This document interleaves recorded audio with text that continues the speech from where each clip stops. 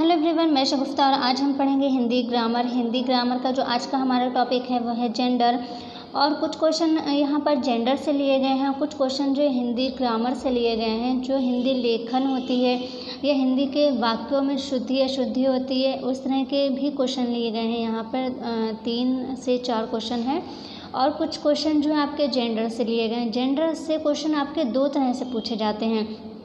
एक तो इस तरह के होते हैं जैसे किसी जानदार चीज़ों के जो जेंडर पूछे जाते हैं आपसे, और कुछ ऐसी चीज़ें होती हैं जो बेजान होती हैं, उनके जेंडर पूछे जाते हैं आपसे।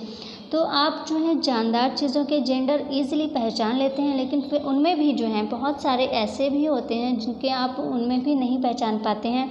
तो उनके जो जेंडर हैं उसको पुल्लिंग से स्त्रीलिंग बनाने के लिए प्रत्यय का प्रयोग होता है। आ प्रत्यय, ई प्रत्यय, इन प्रत्यय, इस तरह के बहुत सारे प्रत्ययों का प्रयोग होकर भी स्त्रीलिंग बनता है। लेकिन कई बार ऐसा होता है कि ऑप्शन में 4 ऑप्शन दिए गए, उन चारों में ही ई प्रत्यय है, तो आप वहाँ पे कंफ्यूज हो जाते हैं कि यहाँ पर कौन सा होगा इसका सही, अगर आपको याद नहीं है तो जो जानदार चीज़ों के जो पूछे जाते हैं जेंडर, तो वहाँ पे आपको कुछ चीज़ों के याद करना पड़ेंगे।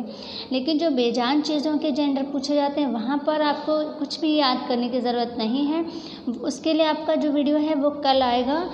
उसमें एक बहुत अच्छी और छोटी सी ट्रिक बताऊँगी जिससे आप ईज़िली पहचान पाएंगे कि इसमें कौन सा जेंडर है। हमारे आसपास जो कुछ भी है, इस वर्ल्ड में जो कुछ भी है, चाहे वो किसी भी चीज़ का जो है पुल्लिंग या स्त्रीलिंग पूछा जाए, उसमें जेंडर पूछा जाए, लिंग पूछा जाए, तो आप इजीली पहचान पाएंगे कि इसमें कौन सा जो है जेंडर है।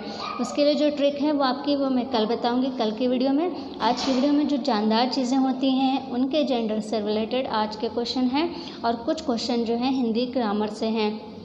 आज का जो वीडियो है वो उतना ज़्यादा जो है क्वेश्चन कह लें, उनका लेवल बहुत इजी लेवल है, क्वेश्चन का बहुत ही इजी और बहुत छोटा लेवल है आज के वीडियो का। लेकिन आपको सिर्फ अंतर दिखाने के लिए जो आज के वीडियो में जो क्वेश्चन होंगे और जो कल के वीडियो में क्वेश्चन होंगे, उनका जो है आपको अंतर समझ में आए, इसलिए ये कुछ क्वेश्चन जो हैं जानदार चीज़ों के जेंडर के आज लिए हैं। इतना ज़्यादा इम्पॉर्टेंट आज वाला वीडियो नहीं है, बट आपको देखना ज़रूर चाहिए कि हो सकता है वहाँ से कोई क्वेश्चन कभी आपका एग्ज़ाम्स में आ जाए, तो हो सकता है आपका वहाँ पे सही हो जाए, ठीक है। लेकिन जो हिंदी ग्रामर के जो क्वेश्चन हैं आज की वीडियो में वो ज़रूर आप देखें, वो इम्पॉर्टेंट हैं। और क्योंकि ये रिपीटेड हैं, पिछले किसी एग्ज़ाम्स में ये क्वेश्चन पूछे गए हैं, इसलिए उसको भी मैंने इसमें ऐड कर दिया है। तो चलिए वीडियो स्टार्ट करते हैं। चैनल पर नए हैं तो चैनल को सब्सक्राइब ज़रूर कर दीजिए, साथ ही बेल आइकन को दबाना बिल्कुल ना भूलें। बेल आइकन को प्रेस करके ऑल पर क्लिक ज़रूर कर लें, जिससे आपको वीडियो अपलोड होते ही नोटिफिकेशन मिल जाएगा। तो चलिए वीडियो स्टार्ट करते हैं। पहला हमारा क्वेश्चन है, पहला है हमारा, मैं इतना मीठा चाय नहीं पी सकता, इस वाक्य में दोष है। मैं इतना मीठा चाय नहीं पी सकता, इस वाक्य में दोष है। तो ये दोष तो है इस वाक्य में, क्योंकि ये अशुद्ध वाक्य है, ये शुद्ध वाक्य नहीं है। शुद्ध वाक्य क्या होना चाहिए था कि मैं इतनी मीठी चाय नहीं पी सकता, ठीक है। तो ये होना चाहिए शुद्ध वाक्य, क्योंकि ये अशुद्ध वाक्य। तो यहाँ पर पूछा जा रहा है इसमें अशुद्धि जो है वो किस चीज़ की है, संज्ञा की है, सर्वनाम की है, पद के क्रम की है या अन्विति की है। तो किस चीज़ की यहाँ पर अशुद्धि है, किस चीज़ का यहाँ पर दोष है, वो आपसे पूछा जा रहा है। तो ये क्वेश्चन जो है रिपीटेड है, इसलिए मैंने इसको सबसे पहले लिया है। और यहाँ पर 3 से 4 क्वेश्चन ग्रामर के लिए हैं जो कि इम्पॉर्टेंट हैं, आपको पता होने चाहिए। तो मैं इतना मीठा चाय नहीं पी सकता, इस वाक्य में क्या दोष है, अन्विति का, पद क्रम का, क्रिया का या सर्वनाम का। देखें आप, सर्वनाम का यहाँ पर दोष नहीं है, क्योंकि मैं जो है चाहे वो इतनी मीठी होता या इतना मीठा होता, मैं हमेशा यूज़ होगा, ठीक है। तो मैं जो है सर्वनाम है और सर्वनाम का यहाँ पर दोष नहीं है, तो इसका मतलब ये वाला गलत हो जाएगा, मतलब ये नहीं है, ठीक है। क्रिया का दोष देखें, अब क्रिया क्या है, पी सकता, तो यहाँ पर भी कोई दोष नहीं है, क्योंकि मैं इतनी मीठी चाय नहीं पी सकता या मैं इतना मीठा चाय नहीं पी सकता, चाहे अशुद्ध हो चाहे शुद्ध हो, ये पी सकता ही रहेगा, ये पी सकती नहीं होगा। ये पी सकती तब होता जब कोई स्त्रीलिंग का बोध होता है कि वो बोल रही है, ठीक है। तो यहाँ पर जो है पी सकता, ये भी क्रिया का है, क्योंकि ये बिल्कुल सही है, तो यहाँ पर इसका भी दोष नहीं है। अब देखिए पद क्रम का, पद क्रम क्या होता है, पद मतलब शब्द, ठीक है। जो वाक्य में शब्द आते हैं उनको पद कहते हैं, और उसके क्रम का, तो यहाँ पर क्रम का कोई दोष नहीं, ये सब बिल्कुल क्रम से लगा हुआ है। अगर यहाँ पर इतनी मीठी कर दें तो बिल्कुल ये क्रम सीधा है, सही है। मैं इतनी मीठी चाय नहीं पी सकता, तो पद का क्रम जो है वो बिल्कुल सही है, पद क्रम में भी कोई गलती नहीं है। तो अब क्या बचा है, ये अन्विति बचा है, यानी कि दोष किसका है, अन्विति का है। अब अन्विति किसको कहते हैं, पहले आप ये समझ लें कि मैं इतना मीठा चाय नहीं पी सकता, इसमें अन्विति का दोष है। आपको आंसर मिल गया, बट आपको ये भी पता होना चाहिए कि अन्विति किसको कहते हैं। अन्विति भी 3 प्रकार की होती हैं, तो इस सेंटेंस में जो है अन्विति के तीनों प्रकार से कौन से प्रकार का दोष है। तो अगर इस तरह से आता है कि अन्विति के कौन से प्रकार का दोष है इसमें, तो इसमें है भावे जो प्रयोग होता है, अन्विति का जो भावे प्रयोग में जो चीज़ें आती हैं उसका दोष है यहाँ पर, ठीक है। तो अन्विति कहते हैं, पहले किसे कहते हैं वो आप पहले समझ लें। जब कोई भी वाक्य होता है, कोई भी सेंटेंस, जब किसी भी सेंटेंस के जो संज्ञा होता है, पद किसे कहते हैं, शब्द को कहते हैं। कोई भी संज्ञा पद के यानी संज्ञा शब्द के लिंग, वचन, पुरुष, कारक के अनुसार किसी दूसरे पद में समान परिवर्तन हो जाता है तो उसे अन्विति कहते हैं। और ये कितने होते हैं, 3 प्रकार के होते हैं, मुख्यतः 3 प्रकार के होते हैं, ठीक है। पहला जो होता है वो होता है कर्तरी प्रयोग, दूसरा होता है कर्मणी प्रयोग, और तीसरा होता है भावे प्रयोग। तो कर्तरी प्रयोग में क्या होता है, जो कर्ता होता है वाक्य में उसका जो है परिवर्तन हो जाता है दूसरी तरह से, ठीक है। तो वो होता है, अगर वो दोष है तो वह कर्तरी यहाँ पर नहीं है, ठीक है। कर्मणी प्रयोग कर्म में जो है, अगर कोई दोष कर्म में है और कर्म का परिवर्तन सेम उसी रूप में हो रहा है तो वो होगा कर्मणी प्रयोग के आधार पर अन्विति दोष, ठीक है। तो यहाँ पर कर्म में भी नहीं है, कर्म क्या है, चाय, चाय जो है वो कर्म है, तो उसका भी दोष यहाँ पर नहीं है। अब क्या बचा, भावे प्रयोग।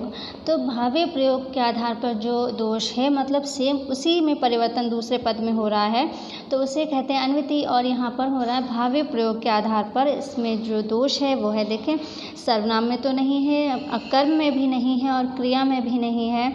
तो यहाँ पर इतनी मीठी जो है, इतना मीठा है, उसको उसी में परिवर्तन अगर हम कर दें, इतनी मीठी, ठीक है, इतनी मीठी होना चाहिए, सेम उसी में परिवर्तन हो गया है, इतना मीठा कर दिया गया है, तो ये हो गया अन्विति दोष। और अन्विति दोष कौन सा है, भावे का जो है, भावे अन्विति दोष है इसमें, ठीक है, भावे अन्विति दोष। कर्तरी होता तब जब कर्ता में होता, कर्मणी तब होता जब कर्म में होता, जैसे चाय लिखा है, चाय में ही किसी और चीज़ में परिवर्तन हो सकता होता या होता इसमें, तब होता कर्मणी प्रयोग के आधार पर अन्विति दोष। तो यहाँ पर है भावे प्रयोग के आधार पर अन्विति दोष। अगर आपको अन्विति डिटेल में पढ़ना, आप कमेंट कर सकते हैं, आपको डिटेल में अन्विति का पूरा जो है वीडियो बना दूंगी मैं। वैसे इतना ज़्यादा डिटेल में पढ़ने की ज़रूरत नहीं है, जितना बताया उतना आपके लिए जानना काफ़ी है। अगर कर्ता में कोई दोष है, बिल्कुल बदला हुआ है कर्ता के उसी रूप में, तो क्या हो जाएगा, कर्तरी प्रयोग के आधार पर अन्विति दोष है। कर्म में है तो कर्मणी प्रयोग, और जो भाव मतलब जैसे जो कर्ता और कर्म को छोड़कर जो कुछ में भी अगर दोष है वो सब भावे में आ जाएगा, ठीक है। तो यहाँ पर भावे प्रयोग के आधार पर अन्विति दोष है, तो इसका ए ऑप्शन सही हो जाएगा। आई होप आपको समझ में आ गया होगा। नेक्स्ट है पद की परिभाषा क्या है। बहुत ही सिंपल है ये, पद की परिभाषा क्या है। पद किसे कहते हैं, पद कहते हैं किसी भी शब्द को, जो वाक्य होता है उसमें जो शब्द आते हैं उसको कहते हैं पद। तो यहाँ पर आप इजीली पहचान पाएंगे क्या है इसका सही आंसर। पद शब्द के प्रारंभ में लगते हैं, वाक्य में प्रयुक्त शब्द पद कहलाते हैं, या पद उपसर्ग होते हैं, या विदेशी शब्द पद कहलाते हैं। तो इसका बिल्कुल सिंपल है कि वाक्य में प्रयुक्त शब्द जो हैं वो पद कहलाते हैं, यानी पूरे वाक्य में, पूरे एक सेंटेंस में जितने भी जो है शब्द आते हैं वो सभी पद कहलाते हैं। तो बी ऑप्शन इसका सही हो जाएगा। नेक्स्ट देखें, निम्नलिखित वाक्य में विधेय कौन सा है। विधेय मतलब प्रेडिकेट, इंग्लिश में सब्जेक्ट और प्रेडिकेट होते हैं, तो विधेय मतलब प्रेडिकेट, ठीक है, और सब्जेक्ट को कहते हैं हिंदी में उद्देश्य। तो निम्नलिखित वाक्य में विधेय कौन सा, यहाँ पर विधेय पूछा जा रहा है। इस कक्षा का सर्वश्रेष्ठ धावक धर्मेंद्र प्रतियोगिता में भाग लेगा।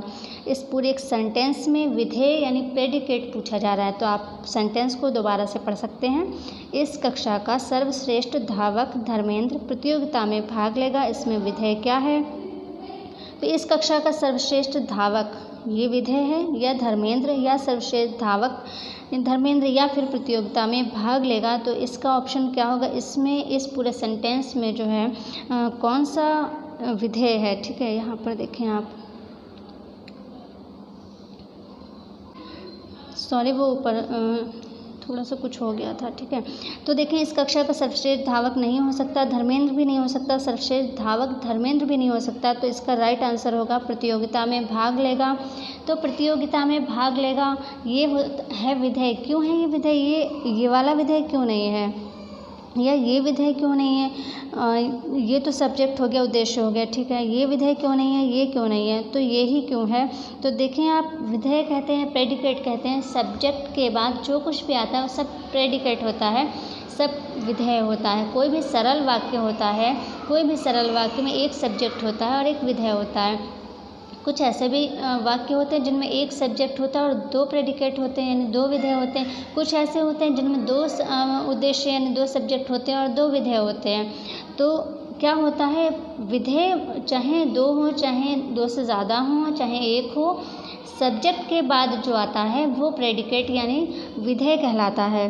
तो आप सेंटेंस को फिर से देखें, इस कक्षा का सर्वश्रेष्ठ धावक धर्मेंद्र, ये हो गया सब्जेक्ट, यानी क्या हो गया, उद्देश्य। अब इसके बाद जो कुछ भी है वो प्रेडिकेट है यानी विधेय है। तो अब इसके बाद क्या है, प्रतियोगिता में भाग लेगा। ठीक है, प्रतियोगिता में भाग लेगा, तो इसका राइट आंसर हो जाएगा प्रतियोगिता में भाग लेगा, ये विधेय है। ठीक है, नेक्स्ट देखें, अब यहाँ से जो क्वेश्चन स्टार्ट हो रहे हैं वो हैं जेंडर से रिलेटेड। जैसे कि वीडियो की स्टार्टिंग में बताया आपको, जेंडर भी दो तरह से एग्जाम्स में पूछे जाते हैं, जानदार चीज़ों के और बेजान चीज़ों के। तो आज के वीडियो में जो जेंडर हैं वो बहुत ज़्यादा ईजी हैं, आपने कहीं ना कहीं वो ज़रूर पढ़े होंगे, बट आपको वो इसलिए दे रही हूँ आप ताकि आपको अंतर पता चल सके कि जेंडर दो तरह से पूछे जा सकते हैं, या उनको किस तरह से हम पहचानें। और कुछ ऐसे भी होंगे शायद उनका आंसर आपको ना पता हो पहले। वैसे जेंडर के लिए भी मैं अलग से एक वीडियो बना दूंगी, जिसमें जो रेयर जेंडर होते हैं, जिनके आप कंफ्यूज्ड हो जाते हैं जिनमें, या जिनके आपको नहीं पता है, उन सभी के मैं आपको वो सब बना दूंगी, उसके लिए नेक्स्ट वीडियो आएगा। तो अभी यहाँ पे देखिए, कवि शब्द का स्त्रीलिंग रूप क्या है, ये सभी ने ज़रूर पढ़ा होगा। कवि शब्द का स्त्रीलिंग कवयित्री, कवयित्री, कवयानी या कव्यायन। तो इसका सही आंसर है कवयित्री, यानी कवयित्री नहीं, कवयित्री जो है इसका सही आंसर है, यानी बी ऑप्शन इसका सही हो जाएगा। तो इसका सही आंसर हो जाएगा कवयित्री, यानी बी ऑप्शन इसका सही हो जाएगा। नेक्स्ट क्वेश्चन है, देव शब्द का स्त्रीलिंग रूप क्या है। फ्रेंड्स, आपको पीछे से कोई शोर आ रहा हो तो प्लीज़ उसको इग्नोर कीजिएगा। देव शब्द का स्त्रीलिंग रूप क्या है, देवा, देवानी, देवी या देवित्री। तो देव शब्द का स्त्रीलिंग होता है देवी। ठीक है, बहुत से ऐसे भी स्त्रीलिंग होते हैं जिनमें आ प्रत्यय लगाकर जो है आ प्रत्यय अगर उसमें हम लगा दें वो स्त्रीलिंग बन जाता है। कुछ ऐसे होते हैं जिनमें ई प्रत्यय लगा दें हम अगर, तो वो स्त्रीलिंग हो जाता है। तो यहाँ पर आप देखें, ई प्रत्यय इनमें भी है, तीनों में है। ठीक है, तीनों में ई प्रत्यय है, लेकिन तो फिर आप कैसे पहचानेंगे, अगर कोई ऐसा शब्द आ जाता है जो आपको याद नहीं है, आप प्रत्यय से अगर आप उसको जो है फाइंड करने का आंसर कोशिश कर रहे हैं, तो ऐसे भी ऑप्शन आपके सामने आ सकते हैं जिनमें 2 से 3 ऑप्शन में आपका वही ई प्रत्यय या आ प्रत्यय ऐसा कुछ लगा हो, तब आप कैसे पहचानेंगे। तो कुछ ऐसे जानदार चीज़ों के जो हैं जेंडर पूछे जाते हैं जो आपको याद ही करना होंगे, उनमें कोई ट्रिक नहीं होती। जो बेजान चीज़ों के पूछे जाते हैं जेंडर, उसके लिए ट्रिक है, वो मैं आपको कल बताऊंगी। लेकिन इन चीज़ों में कोई ट्रिक नहीं होती, ये आपको याद ही करना पड़ेंगे। इसके लिए अब आप कोई भी ट्रिक अपने मन से लगा सकते हैं जिससे आपको ईजिली याद हो जाए। तो देव शब्द का स्त्रीलिंग है देवी। नेक्स्ट है, कौवा शब्द का स्त्रीलिंग रूप क्या है, कौवी, कव्वी, कौ अभी या कौ ई। ठीक है, तो कौवा शब्द का स्त्रीलिंग रूप है कव्वी। अगर हम किसी भी शब्द का शुद्ध उच्चारण करते हैं खुद से, तो हमारे कभी भी कोई गलती नहीं होगी। जैसे आशीर्वाद में अगर पूछा जाए उसका शुद्ध उच्चारण, 4 ऑप्शन दिए, किसी में आशीर्वाद लिखा है, किसी में आशीर्वाद लिखा है, इस तरह से 4 ऑप्शन दिए। ठीक है, लेकिन जो सही शब्द होता है अगर हम उसका उच्चारण कर रहे हैं तो हमें कोई मतलब गलती होगी ही नहीं कभी, क्योंकि हम जिस चीज़ का उच्चारण कर रहे हैं बिल्कुल शुद्ध उच्चारण कर रहे हैं, सही बोल रहे हैं अगर हम उसको, तो हम बिल्कुल ऑप्शन में उसको ढूंढ सकते हैं, उसको हम आंसर फाइंड कर सकते हैं। तो यहाँ पर देखें, कौवा शब्द का स्त्रीलिंग क्या होता है, कव्वी, ना कि कवि।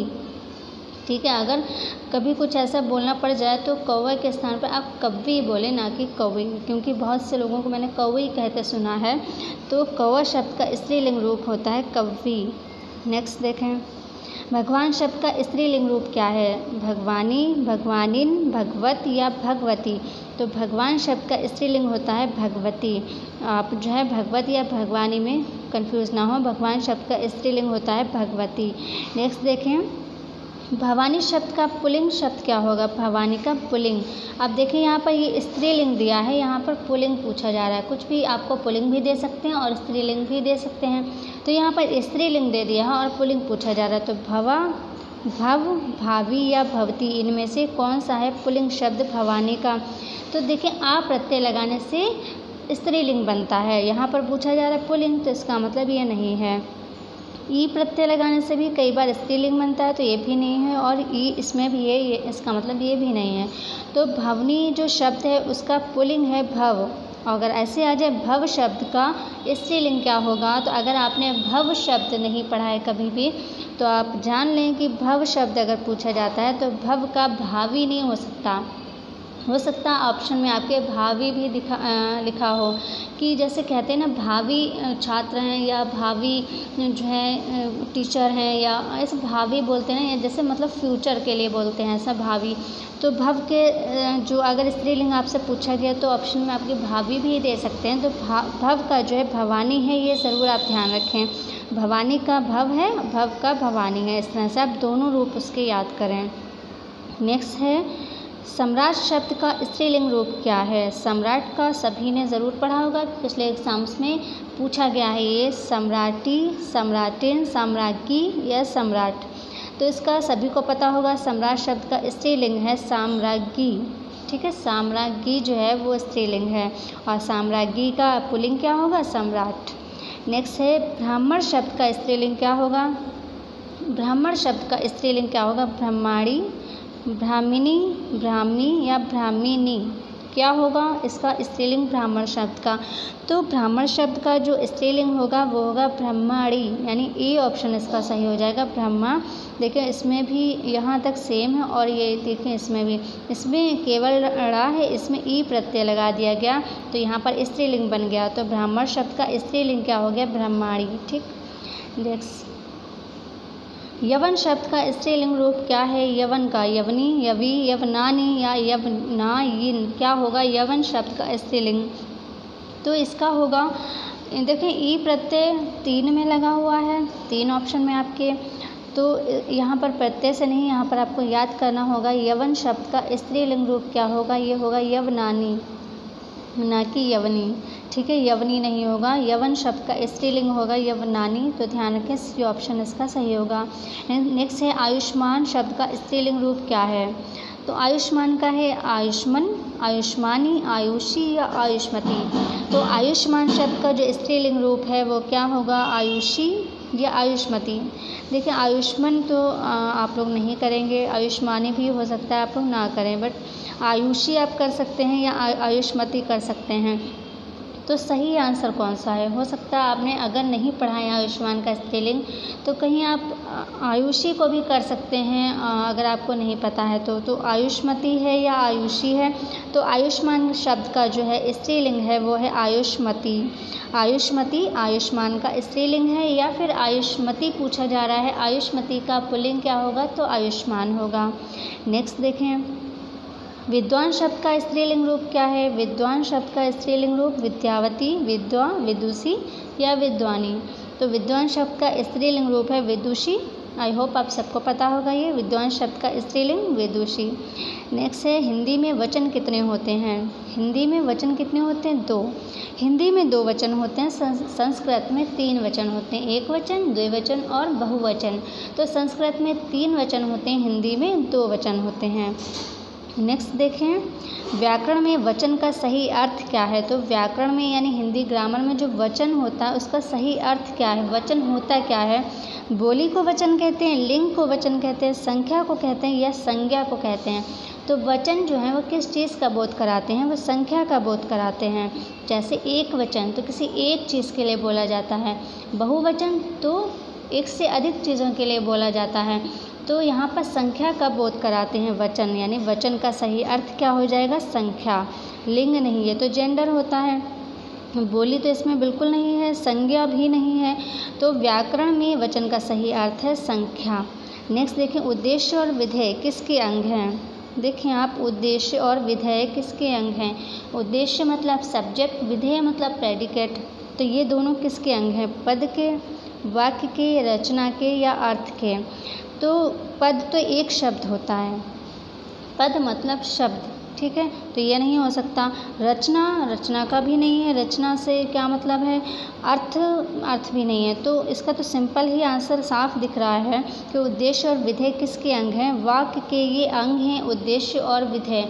कोई भी एक वाक्य हो, उसमें एक उद्देश्य है और एक जो है विधेय है, तो वो होता है सरल वाक्य, ठीक है। तो वाक्य जो होता है पूरा, उस वाक्य में उद्देश्य और विधेय होते हैं।